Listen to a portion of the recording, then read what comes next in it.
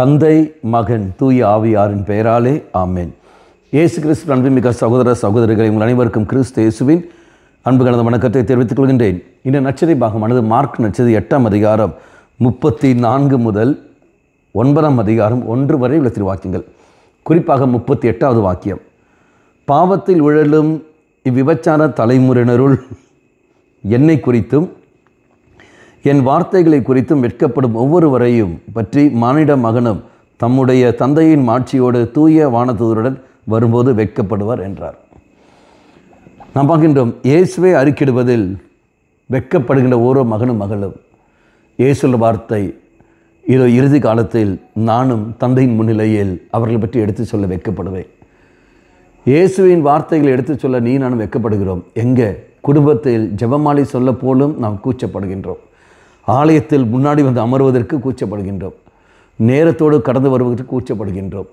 4 பேர் என்ன நினைப்பார்கள்? ஆலயத்தில் பைபிள் கையில் ஏந்துவதற்கு நாம் கூச்சப்படுகின்றோம். இறைய வார்த்தை வாசிப்பதற்கு நாம் கூச்சப்படுகின்றோம். 4 பேர் என்ன நினைப்பார்கள், என்ன பேசுவார்கள் என்று சொல்லிக்கொண்டு வெட்கப்படுகின்றோம். அவ்வாறு குடும்பத்திலேயே நாம் வெட்கப்படுகிறோம் என்றால், நம்முடைய பங்கிலே நாம் கூச்சப்படுகிறோம் என்றால், எப்படி மற்றொரு முன்னிலையில் நான் சாட்சியாக மாறப்போகின்றேன்?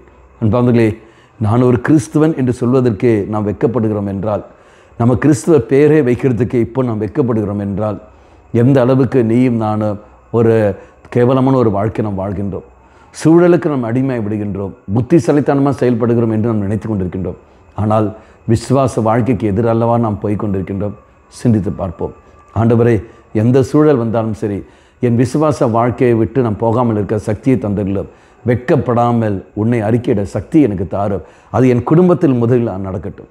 என் குடும்பத்தில் நான் ஜெபமாலை சொல்ல நான் அமர வேண்டும், ஜெபிக்க அமர வேண்டும். என் ஆலயங்களில், என்னுடைய ஆலயத்தில் நான் பங்குகளில் நான் திருப்பலி காண எனக்கு சக்தியை தாரும் என்று சொல்லிக்கொண்டு கடைசியிலும் மன்றாடுவோம், ஜெபிப்போம். நல்லவனாய் தெய்வமே, என்னுடைய வெட்கத்தை எடுத்து மாற்றியறலும், கூச்ச சுபாவத்தை எடுத்து மாற்றியறலும், உம்மை அறிக்கையிடுகிற சக்தி எனக்கு தந்துடலும். அம்மா மாதாவே, தெய்வ மாதாவே, எங்கள் மாதாவே, என் அன்னையே, விசேஷமாக எங்களுக்காக பரிந்து பேசும். ஆமேன். தந்தை மகன் தூய ஆவியாரின் பெயராலே ஆமேன்.